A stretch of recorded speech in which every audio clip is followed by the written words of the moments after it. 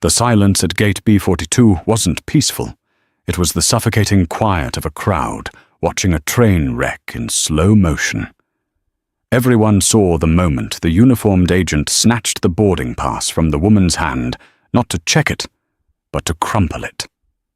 They saw the veins bulging in the agent's neck as she screamed about policy and people like you. They saw a tired, elegantly dressed black woman standing alone, surrounded by security, looking less like a criminal and more like a statue of patience. But what nobody at that gate knew, not the passengers, not the police, and certainly not the screaming agent, was that the woman in the hoodie didn't just buy a ticket. She bought the whole airline 3 hours ago, and the man sprinting down the concourse with a briefcase, he's about to deliver the receipt. The fluorescent lights of Chicago's O'Hare International Airport hummed with a frequency that seemed designed to induce migraines. For Blair Newman, a senior gate agent for Meridian Airways, the hum was the soundtrack to her life, a life she felt was vastly unappreciated. Blair adjusted the scarf around her neck, tightening the knot. She viewed her podium not as a service desk, but as a fortress. At 52, Blair had been with Meridian for 20 years. She had survived bankruptcies, mergers, and holiday seasons, but she had never been promoted to management. She told herself it was because she was too valuable on the front lines. The truth whispered in break rooms by her colleagues was that Blair lacked the temperament for leadership. She didn't lead. She policed. It was 8:45 p.m. on a Tuesday, Flight 409 to London. Heathrow was delayed by 40 minutes. The passengers were restless, hovering near the boarding zones like vultures circling a carcass. Blair hated the gate lice, her internal term for passengers who lined up before their zone was called. "Please step back." Blair barked into the microphone, the feedback screeching slightly. "We are strictly boarding Zone 1. That is first class and Diamond Medallion members only. If you are Zone 2, 3, or 4, do not approach the carpet. I will send you to the back of the line." She slammed the mic down, looking for a fight. She needed a win. Her day had been miserable. Her supervisor, a man 20 years her junior, named Greg, had reprimanded her earlier for tone issues. She wanted to prove that her tone was necessary to keep order. That was when she saw her. A woman was walking toward the priority lane. She moved with a slow, deliberate gait that Blair immediately categorized as arrogant.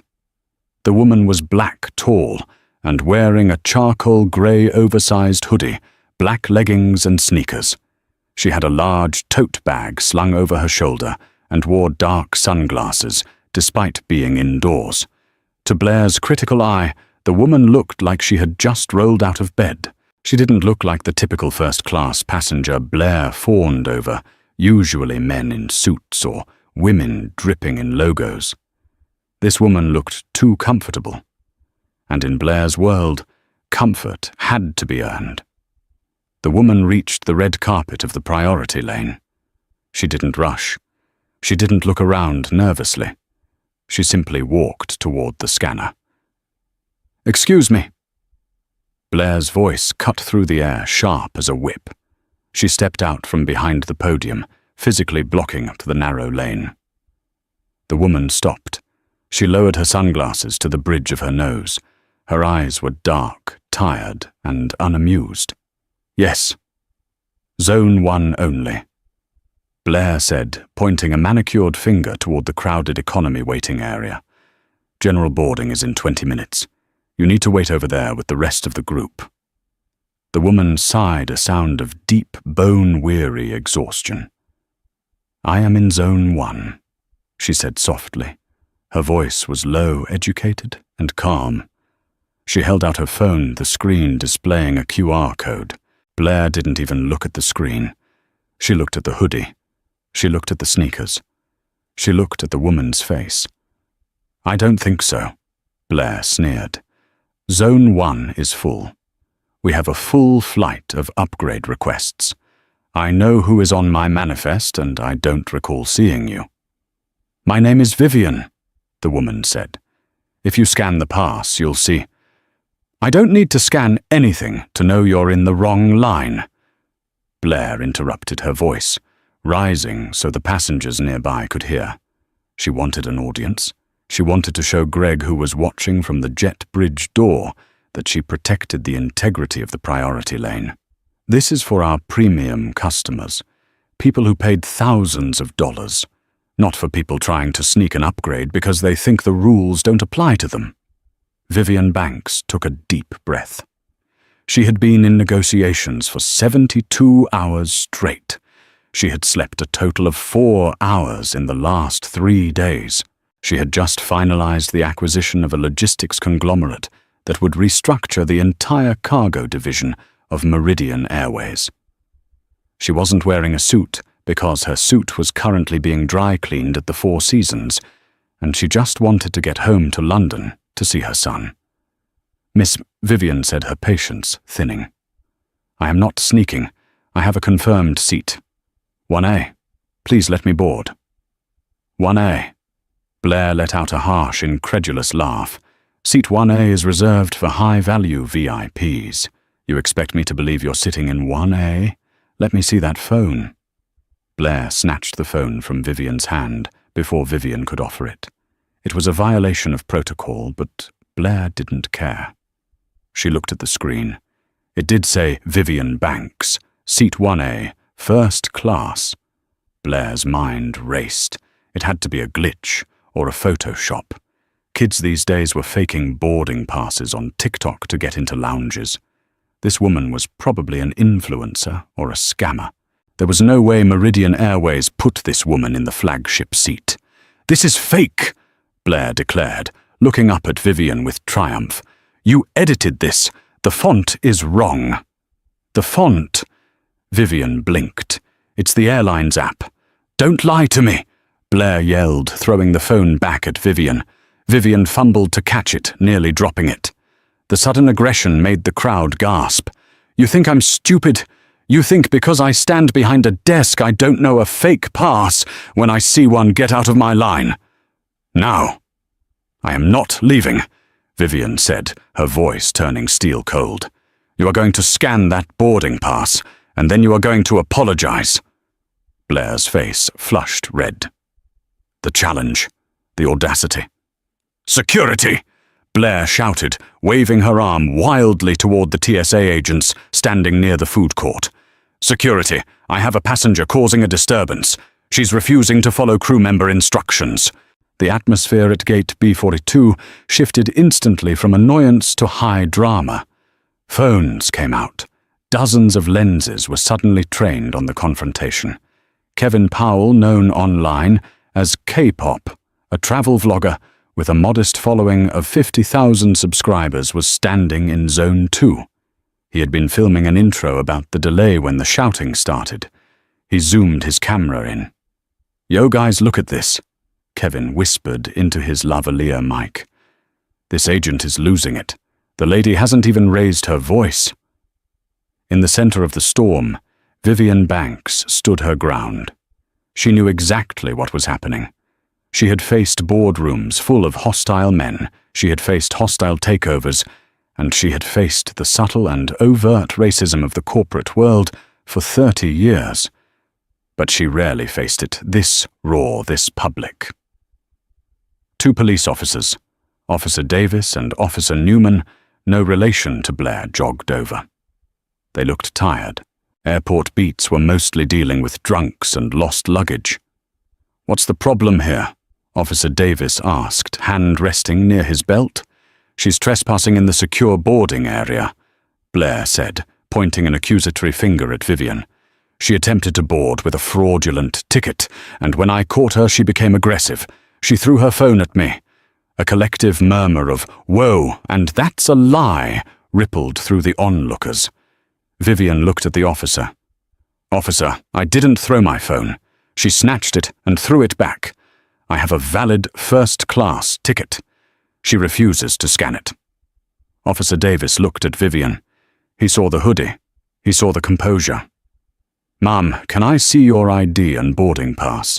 "Certainly," Vivian said. She reached into her tote bag. "Watch out! She's reaching," Blair shrieked, taking a step back as if Vivian was pulling a weapon. Vivian paused her hand, freezing in the bag. She moved slowly, pulling out a slim black alligator skin wallet. She produced her British passport and unlocked her phone again. Officer Davis took the passport. He scanned it. He looked at the phone. The name matches. Ticket looks valid on the screen. "It's a glitch," Blair insisted, stepping around the podium to stand next to the police. "Officer, look at her. Does she look like she paid $10,000 for a ticket she's probably using stolen miles or a hacked account? Meridian Airways has a strict dress code for first class regarding decorum. She is disrupting the flight. I am the lead agent here, and I am denying her boarding. That is my right under federal aviation regulations." Blair was invoking the captain's authority clause, stretching it to fit her bias. "Ma'am," Officer Davis said to Vivian, looking uncomfortable, "if the airline denies you boarding, you have to leave the gate area. You can take it up with customer service outside security." "I am not going back outside security," Vivian stated firmly. "My flight leaves in 30 minutes. I have a board meeting in London at 9:00 a.m. tomorrow. I am getting on this plane." "You are going to jail," Blair screamed. "You are trespassing. Officer, arrest her. She is threatening me." Vivian laughed. It was a dry, humorless sound. "I haven't threatened anyone. I've asked you to do your job. Your name is Blair Newman, correct?" Vivian glanced at the silver name tag. "Employee number. I can't quite see the small print, but don't worry, I'll find it." "Are you threatening my job?" Blair gasped. She turned to the crowd, playing the victim. "You see this? She's threatening my livelihood because she got caught cutting the line." "She didn't cut the line!" a voice shouted from the back. A young woman in a college sweatshirt stepped forward. "I saw the whole thing. The agent is lying. The lady was just standing there." "Mind your business or you're not flying either," Blair snapped at the witness. Blair turned back to the police. "I want her removed, now, or I am not opening the jet bridge door. This plane stays grounded until she is gone." It was an ultimatum. Blair was holding 300 passengers hostage to satisfy her ego. Officer Davis sighed. He didn't want to arrest a calm woman, but the airline representative had the final say on who boarded. "Ma'am," he said to Vivian, "I need you to come with us. Don't make this hard. We can sort this out at the precinct or the help desk, but you can't stay here." "If you touch me," Vivian said, her voice dropping an octave, becoming dangerously quiet, "you will be making a mistake that will cost this city millions in litigation. I suggest you wait 2 minutes." "Why 2 minutes?" Blair scoffed. "Waiting for your getaway driver?" "No," Vivian said, checking her Patek Philippe watch, which she had revealed when she pulled up her sleeve. "Waiting for my assistant. He has the physical manifest and the acquisition papers." "Acquisition papers?" Blair rolled her eyes. "Lady, you're delusional. Officer, get her out of here." Officer Davis reached out and took Vivian gently by the elbow. "Ma'am, let's go." "Get your hands off her." The shout didn't come from the crowd. It came from the concourse behind them. A man was running. He was in his early 30s, wearing a suit that cost more than Blair's car, sweating profusely, clutching a leather briefcase. He was sprinting so hard his tie was flying over his shoulder. "Stop!" the man yelled, barreling through the onlookers, nearly knocking over K-pop, the vlogger. "Do not arrest her." The man skidded to a halt between the police and Vivian. He was panting, his face red. He held up a hand to the officers. I am Leo Strathmore, executive assistant to Dr. Banks. Step back." Blair crossed her arms. "Great, the accomplice. You're both off the flight." Leo straightened up, fixing his jacket. He looked at Blair with a mixture of pity and terror. "Accomplice, do you have any idea what you've just done?" "I stopped a line cutter," Blair said smugly. Leo turned to Vivian, his panic evident. "Dr. Banks, I am so sorry. The printer in the lounge jammed, and then the tram was down. I tried to call." "It's fine, Leo," Vivian said, shaking off the officer's hand. She adjusted her hoodie. "Ms. Newman here believes my ticket is fake. She also believes I am a criminal." Leo turned to Blair. His eyes went wide. "You denied her boarding." "Damn right I did," Blair said. "You denied boarding to the chairwoman of the board?" Leo asked, his voice echoing in the sudden silence of the gate area. Blair blinked. "The who?"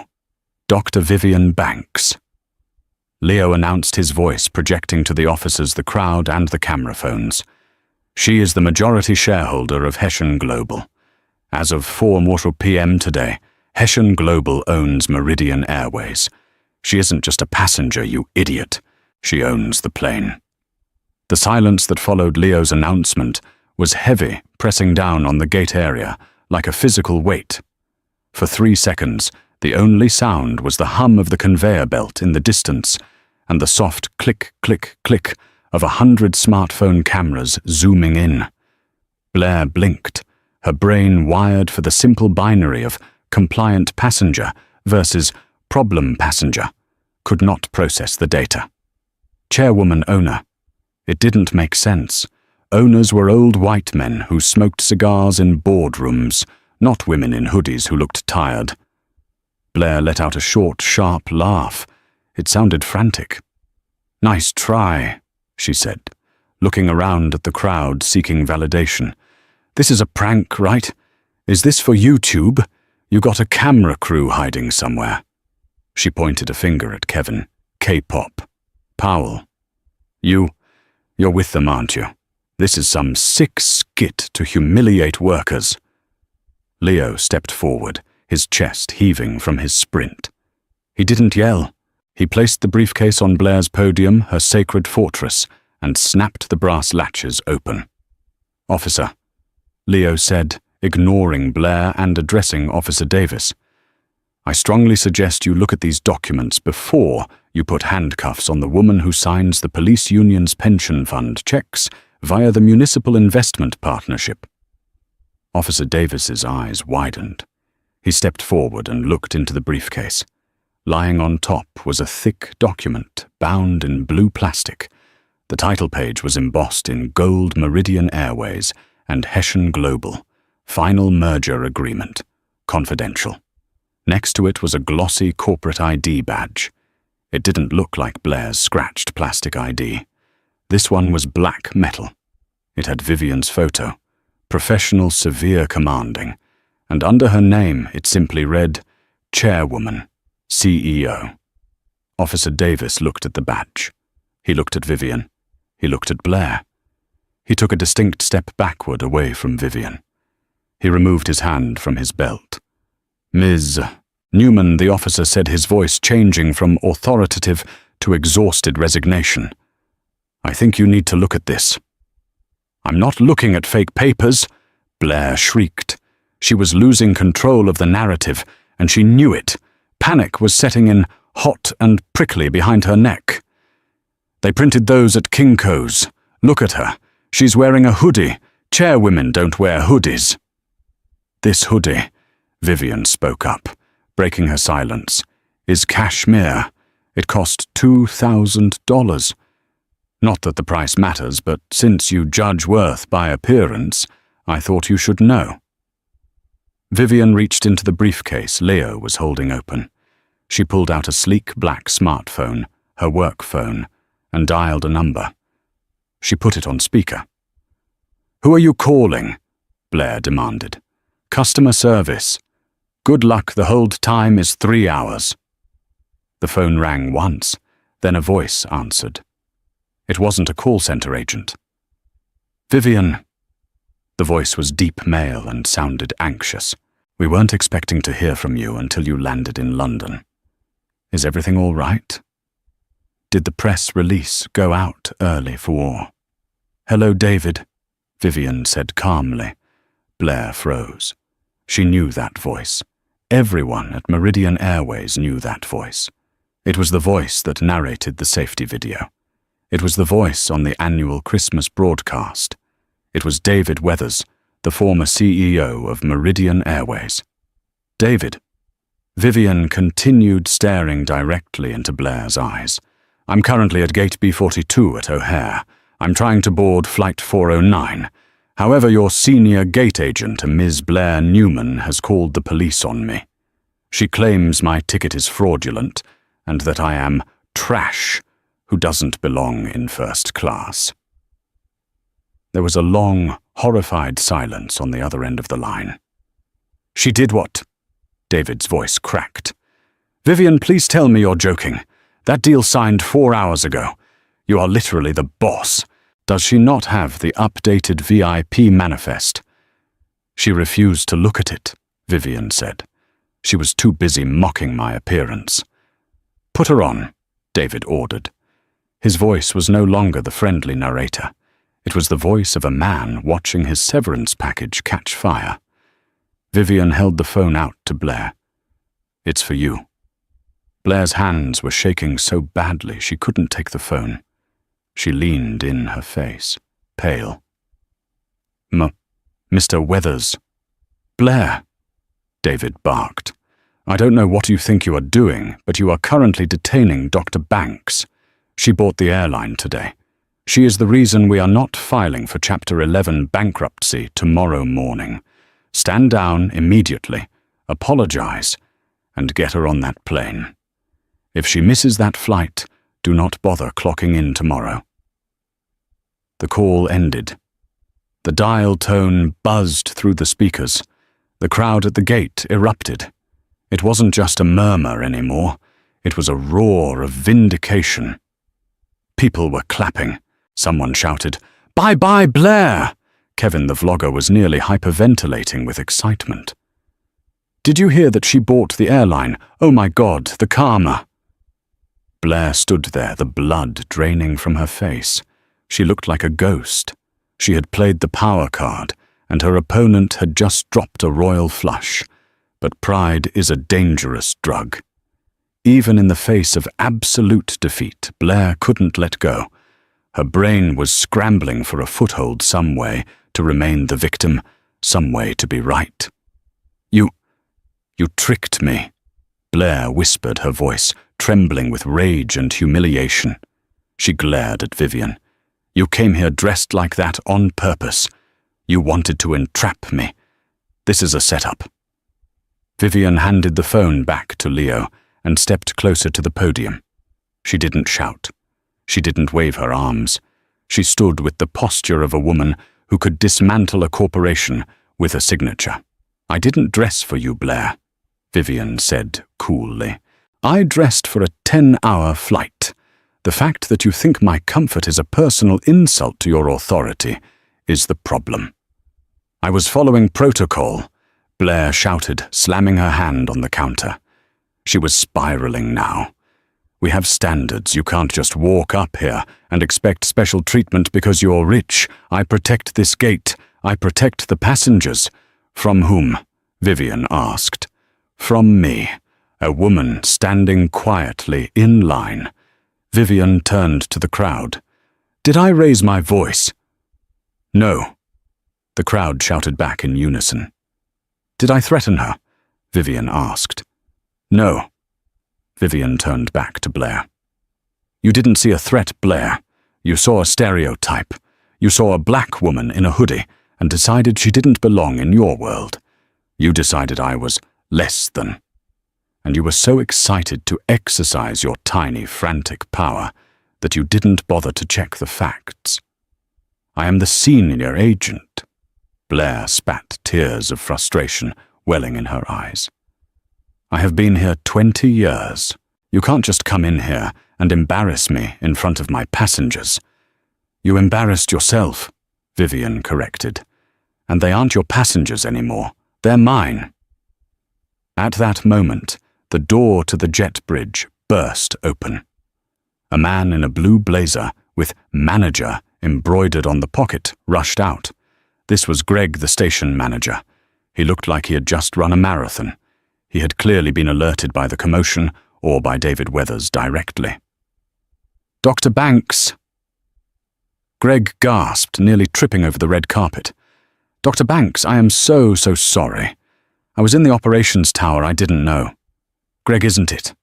Vivian asked, glancing at his badge. "Yes, ma'am. Greg Salter." He turned to Blair, his eyes furious. "Blair, what the hell are you doing? I told you to board Zone 1 5 minutes ago. Why are the police here? She assaulted me." Blair lied, desperate. She threw her phone. She refused to follow instructions. "That is a lie." Leo stepped in. "We have 50 witnesses and video evidence." Greg looked at Blair. He saw the manic look in her eyes. He had been dealing with complaints about Blair for years, her rudeness, her rigidity, her inability to de-escalate. But the union made it hard to fire her. Today, however, she had just detained the owner. The union couldn't save her from this. "Blair, get away from the podium," Greg said through gritted teeth. "No." Blair grabbed the microphone stand.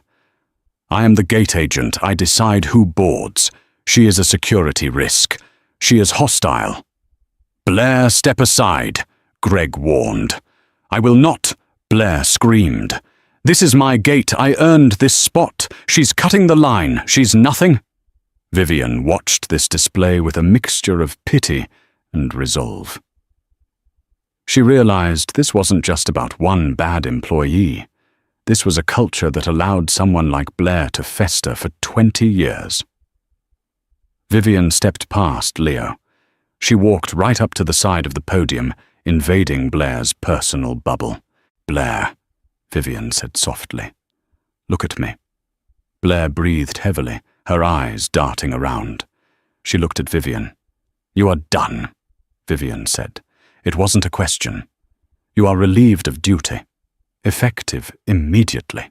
"You can't fire me," Blair sneered, clutching her union handbook that lay on the desk. "I have rights. I have a process. You have to file a report. There has to be a hearing." Vivian leaned in close. "I'm not firing you, Blair. I'm banning you." Blair blinked. "What?" "I own the airline," Vivian stated, "which means I have the right to refuse service to anyone who poses a threat to the safety or order of my operations. Right now you are the threat. You are creating a disturbance. You are hostile." Vivian turned to Officer Davis. "Officer, this individual is no longer an employee of Meridian Airways. She is now a civilian trespassing behind a secure federal counter. I would like her removed from my airport." The color drained from Blair's face so completely she looked like she might faint. The irony hit her like a freight train. The exact clause she had tried to use on Vivian trespassing was now being weaponized against her. Officer Davis, who had been waiting for an excuse to end this headache, nodded. "Yes, ma'am." He walked around the podium. "Ms. Newman, you need to grab your personal items and come with me." "No," Blair shrieked, clutching the desk. "I work here. I live here. You can't do this to me. Greg, help me." Greg looked at the floor. "You did this to yourself, Blair. Go with the officer." Blair looked at the crowd. Hundreds of people were watching. No one was helping her. They were filming. They were smiling. "This is discrimination," Blair wailed, as Officer Davis took her arm firmly this time. "It's ageism. You hate me because I'm old. You hate me because I'm white. We dislike you," Vivian called out, as Blair was dragged away from the podium. "Because you are mean. Goodbye, Blair." As the officers escorted a sobbing, screaming Blair away from the gate, her uniform scarf trailing on the floor, the gate area erupted in applause. It wasn't polite golf claps. It was the cheering of people who had seen a tyrant toppled. Vivian didn't smile. She just sighed, the adrenaline fading, leaving her exhausted again. She turned to Greg. "Greg, she said. Yes, Dr. Banks. Greg was sweating. We are behind schedule, she said, checking her watch. Let's get this plane loaded. Leo and I will board last. I want to talk to the crew before we take off. Yes, of course. Right away. Greg jumped behind the podium, picked up the microphone, and his voice trembled slightly as he spoke. Ladies and gentlemen, we apologize for the delay. We are now resuming boarding for Zone 1 and all active military and families. Thank you for your patience. Vivian turned to Leo. Do you have the Tylenol? Leo nodded, opening a side pocket of the briefcase. And a water. Good, Vivian said, taking the bottle. She looked down the concourse where Blair had disappeared. Remind me to review the HR training protocols for the entire Midwest region next week. Already added to the agenda, Leo said.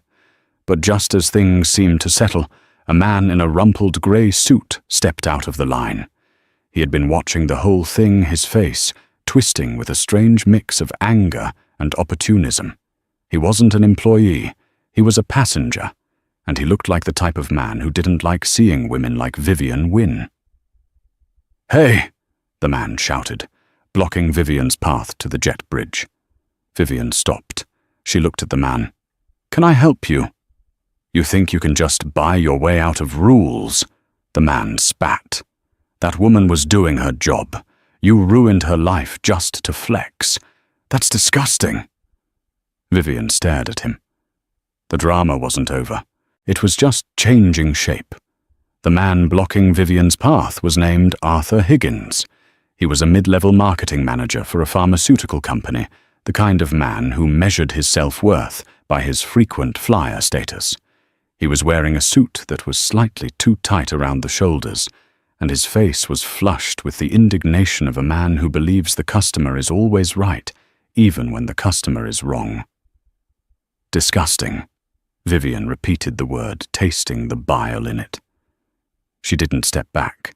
She didn't signal for the police officers who were still visible down the hall. She just looked at Arthur. Yeah, disgusting, Arthur said, emboldened by the fact that she hadn't screamed at him. Blair was just enforcing the rules. Maybe she was a little loud, but you didn't have to ruin her career. You rich people think you can just snap your fingers and crush the working class. Mr. Vivian waited. Higgins, Arthur Higgins. And I'm a platinum member, he said, puffing out his chest. Mr. Higgins, Vivian said, her voice eerily calm. There is a difference between enforcing rules and enforcing bias. Blair didn't check my ticket. She checked my skin color and my hoodie. That isn't working class solidarity. That is incompetence wrapped in prejudice. If you cannot see the difference, then I worry for the people you manage. Arthur's face turned a deeper shade of red. You're just a bully with a checkbook. And you, Leo stepped in, his voice sharp, are currently harassing the CEO of this airline. I suggest you board the plane, sit down and drink some water. Unless you'd like to join Blair in the terminal. Arthur scoffed, adjusting his carry-on bag, a battered leather duffel that looked heavy. I'm not scared of you. I paid for my seat. Seat 4A, right behind you. So get used to me. He pushed past them, bumping Leo's shoulder intentionally, and stomped down the jet bridge. Vivian watched him go. She rubbed her temples. Leo, tell me he's not actually in 4A. Leo checked his phone, scrolling through the live manifest he now had access to. Actually, that's strange. He was booked in 22C, economy. The system shows a manual override upgrade to 4A entered 20 minutes ago. Vivian raised an eyebrow. Entered by whom? Leo looked at the code. Agent ID B, Newman. Blair upgraded him, Vivian murmured, for free. The system says, operational upgrade, displacement. But the flight isn't full in economy. There was no need to displace him. Leo looked up, his eyes narrowing. She moved him up to first class just before I arrived. Why?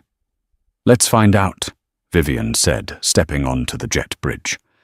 But let's get in the air first. I don't want any more delays." Entering the aircraft was a surreal experience. Usually boarding a plane was a shuffle of anonymity.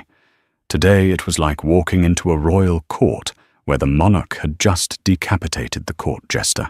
The flight attendants were standing at attention in the galley. The lead flight attendant, a woman named Sarah Jenkins, who had been flying for 30 years, looked terrified. Her hands were clasped so tightly in front of her that her knuckles were white. "Good evening, Dr. Banks," Sarah said, her voice trembling. "Welcome aboard.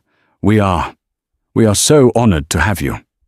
"Hello, Sarah," Vivian said, offering a warm, genuine smile to put the woman at ease. "Please treat me like any other passenger. I just want to sleep. And maybe a ginger ale before takeoff. Of course, immediately."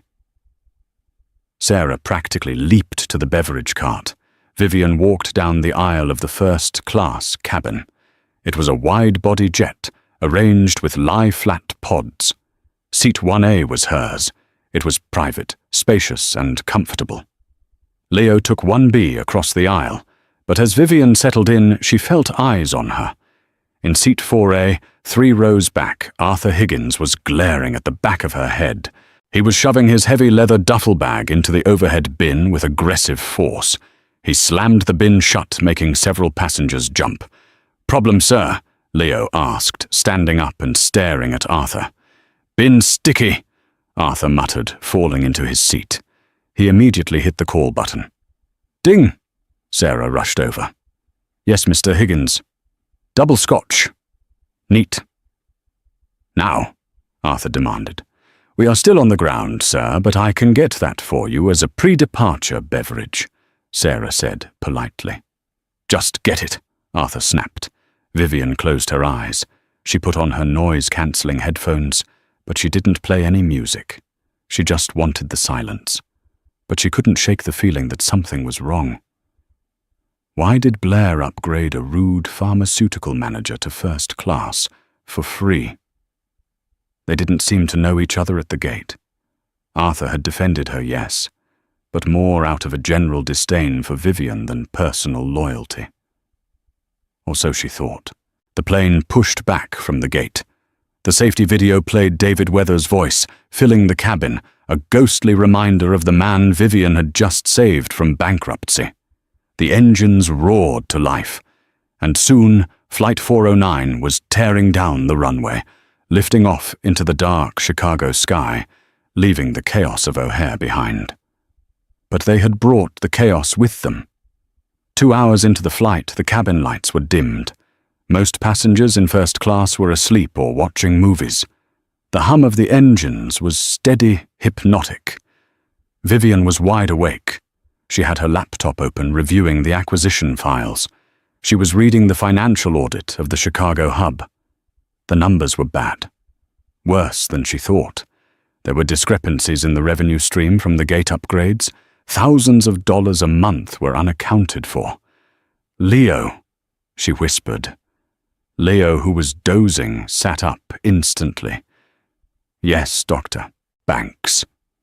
"Look at column E on the spreadsheet," she said, passing her laptop across the aisle. "The day of departure upgrades. The cash transactions aren't matching the bank deposits. There's a leak." Leo adjusted his glasses and squinted at the screen. "It looks like someone is marking seats as operational upgrades, which are free but collecting cash from passengers under the table. Pocketing the difference." "Exactly," Vivian said. "And look at the agent ID attached to 90% of these overrides at O'Hare." Leo scrolled down. B. Newman, B. Newman, B. Newman. He looked up at Vivian. "Blair." "She was running a scalping operation," Vivian realized. "She takes cash from passengers who want a cheap upgrade, pockets the cash and codes it as a free upgrade in the system. That's why she was so territorial about the podium. That's why she didn't want anyone looking at her screen. And that's why she freaked out when you showed up," Leo added. "She thought you were there to audit her, not just fly." "Dr. Banks!" The shout shattered the quiet cabin. Vivian spun around. Arthur Higgins was standing in the aisle at row 4. He was swaying. He was holding his third double scotch, and he was pointing at Vivian. "You think you're so smart," Arthur slurred loudly. "Sitting up there with your laptop, counting your money." Sarah, the flight attendant, rushed toward him. "Mr. Higgins, please, you need to sit down. The seatbelt sign is on." "Don't touch me." Arthur swatted Sarah's hand away. "I'm talking to the Queen of Sheba over there." He took a stumbling step toward row 1. "You got Blair fired. You know she has kids. You know she has a mortgage." Vivian closed her laptop slowly. She unbuckled her seatbelt and stood up. She was tall, and even in her hoodie, she radiated authority. "Mr. Higgins." Vivian said, her voice cutting through the cabin air like a knife. "Sit down. Now." "Or what?" Arthur sneered. "You'll buy the plane again. You know, Blair told me about you people. Coming in, taking over." She looked out for the little guy. "Blair was stealing from the airline," Vivian said, dropping the bomb calmly. "We just found the records. She was selling seats for cash and pocketing the money. Is that the little guy you're defending? A thief?" Arthur froze. His eyes darted to the side. For a split second, the drunken bravado vanished, replaced by panic. "That's a lie," Arthur stammered. "Is it?" Leo asked, standing up next to Vivian. "Mr. Higgins, you were upgraded to seat 4A by Blair Newman 30 minutes before flight time. Did you pay the airline $2,000 for that seat, or did you pay Blair $500 cash behind the pillar?" The cabin was deadly silent. The other passengers were awake now, peering over their pods. Arthur's face went pale. I have a coupon." "There is no coupon code in the system," Leo said, holding up his phone. "It's coded as an operational displacement. You bribed her." Arthur looked cornered. He looked at the exit door as if he could jump out. Then a strange, desperate look crossed his face. He looked up at the overhead bin above seat 4A, the one with his heavy leather bag. "I need to go to the bathroom," Arthur muttered, turning around abruptly. But he didn't go to the bathroom. He reached up and popped the latch on the overhead bin. "Sir, sit down!" Sarah shouted. Arthur grabbed his bag. He wasn't trying to get a toothbrush. He was clutching the bag to his chest like a life preserver. "What is in the bag, Arthur?" Vivian asked, stepping into the aisle.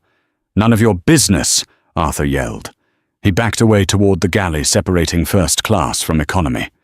"Captain to the cabin," Sarah said into the interphone, her voice shaking. "Don't call the captain," Arthur screamed. He looked wild. I need to check something." "Arthur," Vivian said, taking a step forward. She saw the way he was holding the bag. It wasn't just clothes, it was heavy. Dense. "Did Blair give you that bag?" The question hung in the air. Arthur flinched. "No." "She did," Vivian said, piecing it together. "When the police came, when I was distracting her, she knew she was going down. She handed you the bag. What's in it?"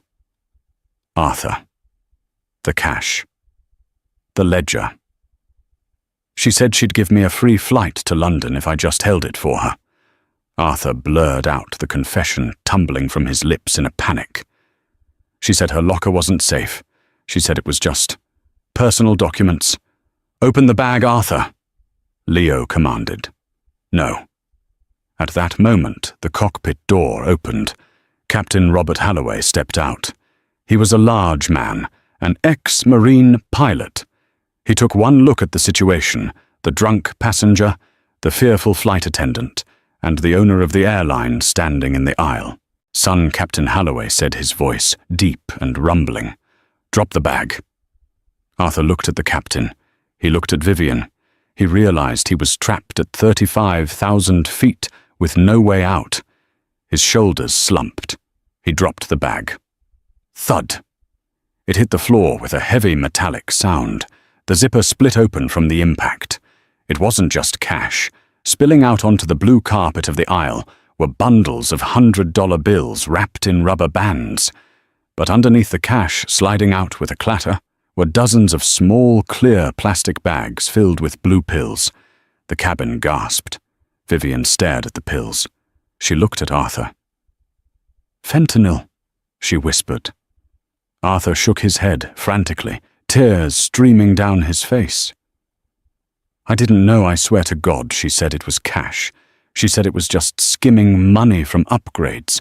I didn't know she was moving product." The twist had landed. Blair Newman wasn't just a rude gate agent. She wasn't just skimming cash from upgrades. She was a mule.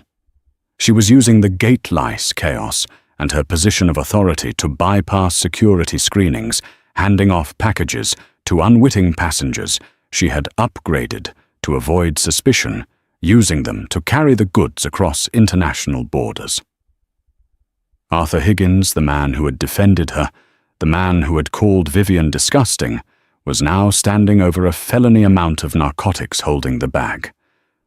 "Leo," Vivian said, her voice trembling slightly with the adrenaline of the realization. "Get the zip ties." Captain Holloway stepped forward. "I'll handle this, Dr. Banks." He looked at Arthur. "Turn around. Hands behind your back.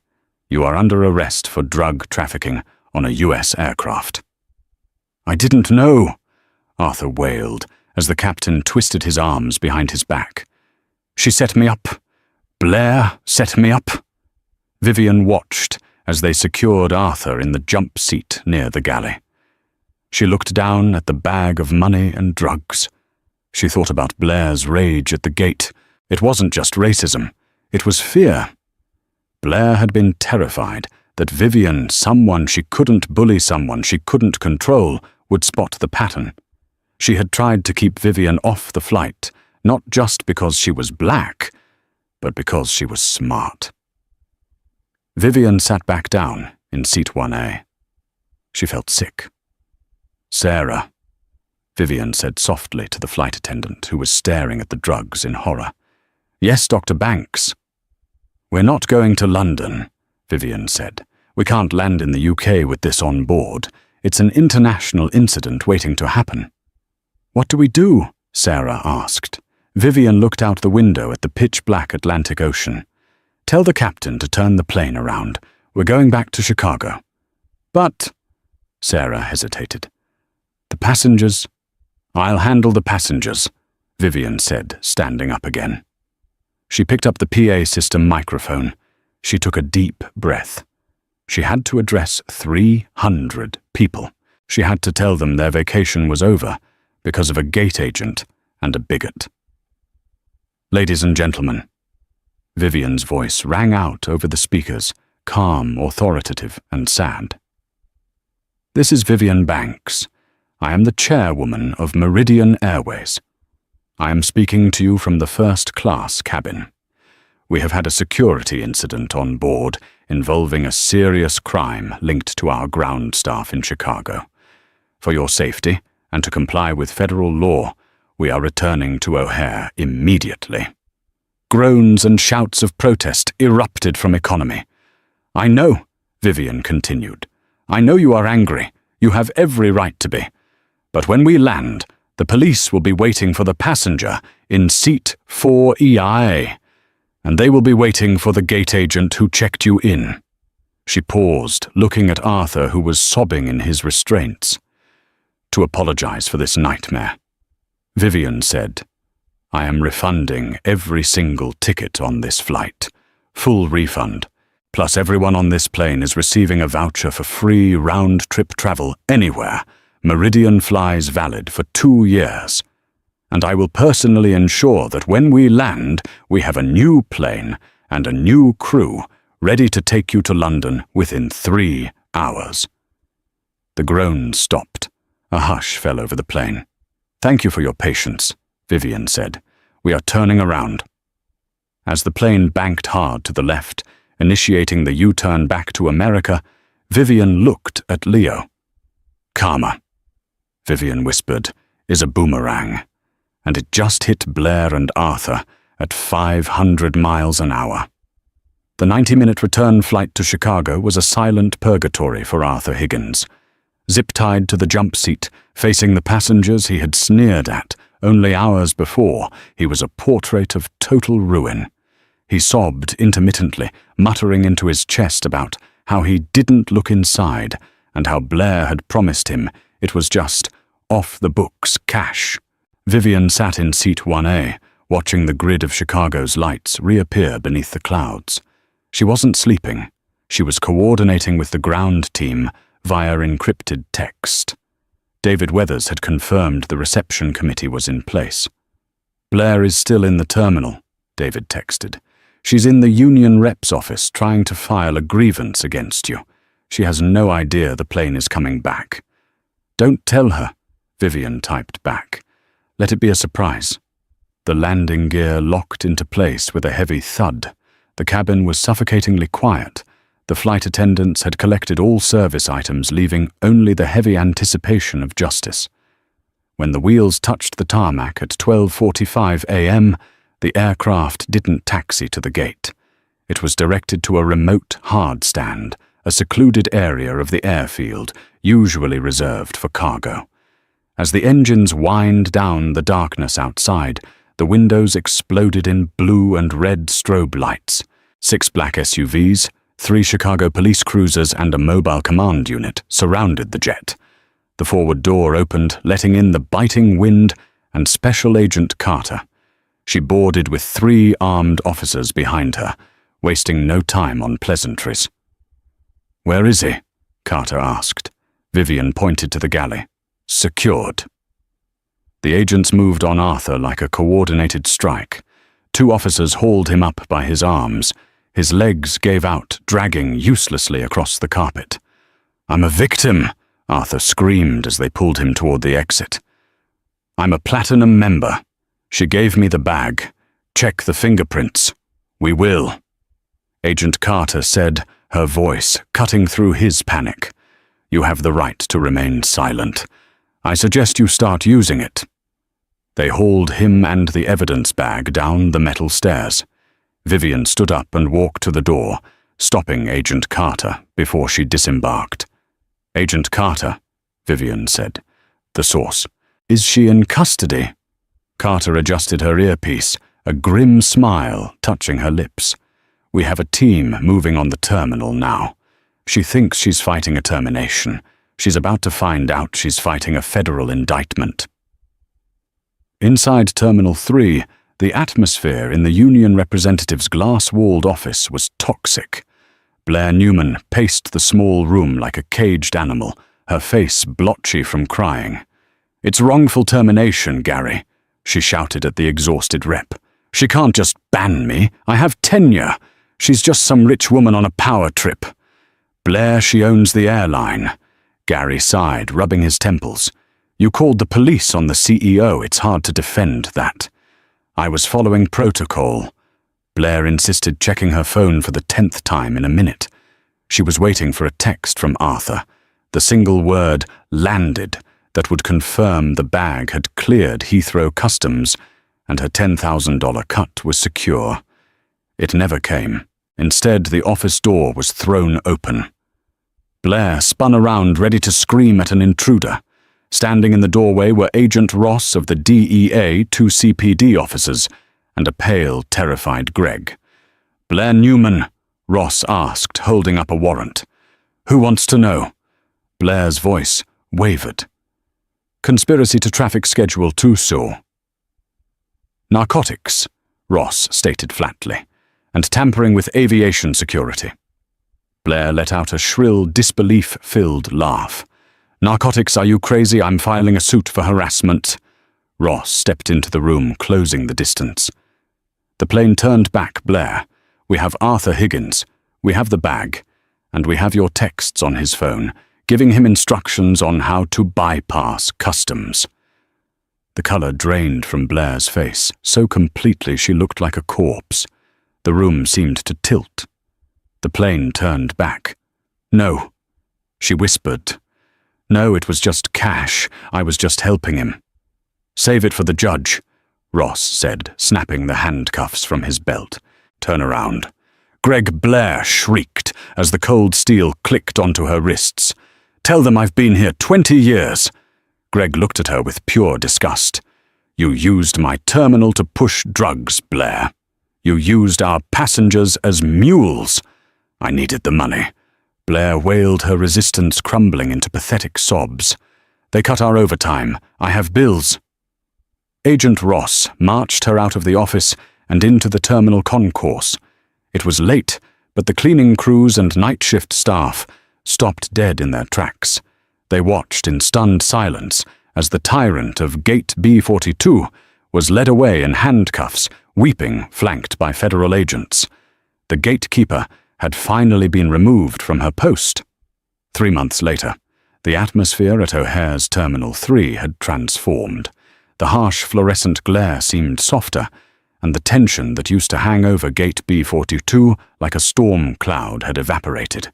The podium was new, sleek, lower, and designed to be welcoming rather than a fortress.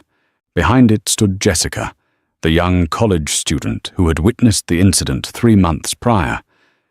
Vivian had personally offered her a job as part of the new Customer Experience Initiative. Vivian Banks walked up to the gate. She was wearing a cream-colored suit, impeccable and sharp, but her expression was soft. "Good morning, Dr. Banks," Jessica beamed. "Boarding pass." "Here you go, Jessica," Vivian said, holding out her phone. "You're all set. Seat 1A to London." "And Dr. Banks." Jessica hesitated, then smiled. "Thank you for fixing this place." Vivian looked around the gate area. Passengers were boarding calmly. There was no shouting, no shaming. The staff looked happy, and the passengers looked respected. "I didn't fix it," Vivian said, taking her boarding pass and glancing toward the jet bridge. "I just took out the trash." As she walked down the ramp, she thought about Blair Newman, currently awaiting trial in a federal detention center, and Arthur Higgins, who had taken a plea deal to testify against her. They had tried to make her feel small. They had tried to tell her she didn't belong. Vivian stepped onto her plane, and took her seat. As the engines roared to life, she looked out the window. The skies were finally clear. And that, my friends, is why you never judge a book by its cover, especially when that book owns the library. Blair thought she was the gatekeeper of the world, but she found out the hard way that when you abuse your power, there's always someone with more power and more patience waiting to check you. It wasn't just about a seat in first class. It was about dignity. Blair lost her job, her freedom, and her reputation because she couldn't see past her own bias. And Arthur. He learned that free upgrades usually come with a heavy price tag. If this story of absolute karma satisfied that itch in your brain for justice, do me a huge favor. Hit that like button. It helps the channel fly higher than Meridian Airways. Share this video with someone who needs a reminder to be kind, and make sure you subscribe and ring the bell so you don't miss the next story. We have a crazy one coming up next week about a HOA president who tried to tow a FBI surveillance van. You don't want to miss it. Stay humble, stay kind, and I'll see you in the next one.